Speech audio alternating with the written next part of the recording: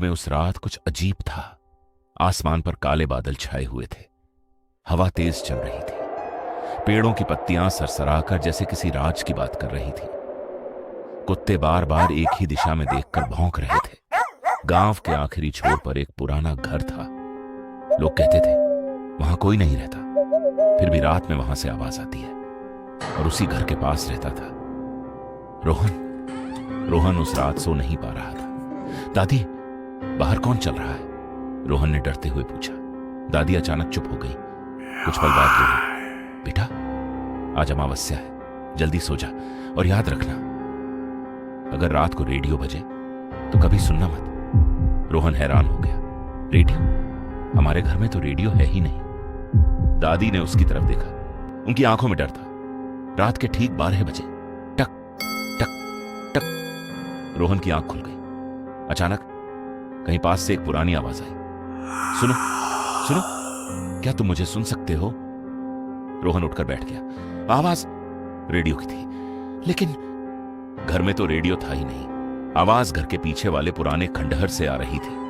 दृश्य 4। खंडहर का घर। डरते डरते रोहन बाहर निकला।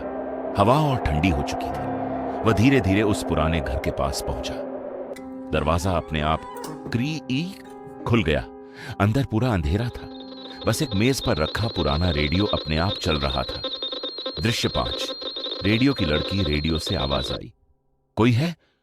मुझे यहां से बाहर निकालो। रोहन बोला, कौन हो तुम?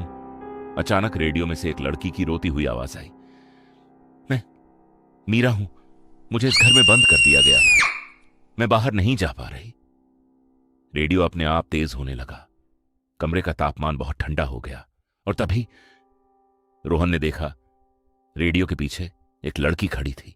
सफेद कपड़े, लंबे बाल और पैर जमीन से ऊपर। लड़की धीरे धीरे रोहन के पास आने लगी। मैं 20 साल से इंतजार कर रही हूं, कोई मेरा रेडियो सुने। रोहन डर से कांपने लगा। तुम चाहती क्या हो?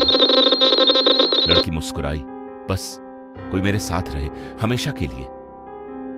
अचानक दरवाजा जोर से बंद हो गया। खिड़कियां अपने आप बंद हो गईं। रेडियो से जोर जोर की आवाज आने लगी। अचानक पीछे से दादी की आवाज आई, रोहन पीछे मत देखना।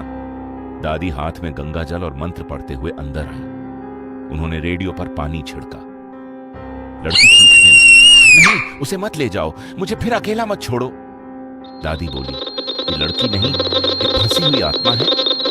जो भी इसकी आवाज सुनता है वो कभी वापस नहीं आता। रेडियो अचानक बंद हो गया। सब शांत हो गया। रोहन बच गया।